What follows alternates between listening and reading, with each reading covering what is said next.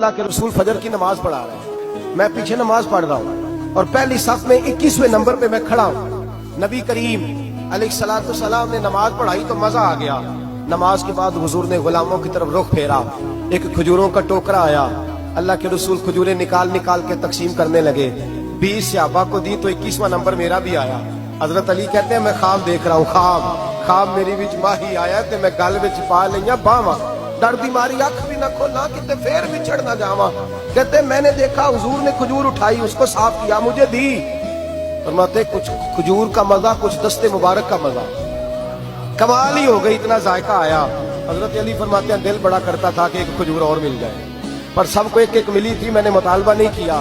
فرماتے ہیں ابھی کھجور کھا ہی رہا تھا کہ مسجد میں اذان کی آواز آئی، میرے دل سے ہوا نکلی کہ یار کبھی تو ٹھہر جاتا نا، تھوڑی دیر کبھی ٹھہر جاتا نا، ذرا ٹھہر جا مؤذن، میرا دل دہل رہا ہے، تو ذرا ٹھہر جاتا۔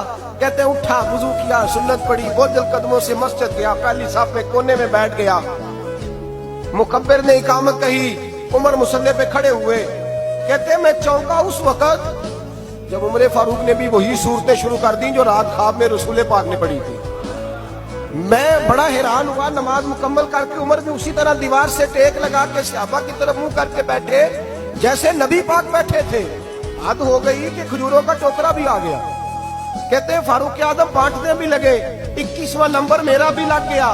عمر نے کھجور دی تو ذائقہ بھی بڑا ہی آیا۔ حضرت علی شیر خدا فرماتے ہیں حضور سے تو ادب کی وجہ سے مانگ نہیں سکا تھا، عمر اپنا یار تھا، ایک کھجور کھائی تو میں نے کہا عمر یار ایک اور دے دے، تو کہتے ہیں فاروق اعظم نے ٹوکری میں ہاتھ رکھا، کھجور صاف کی، میں سمجھا ملنے لگی ہے۔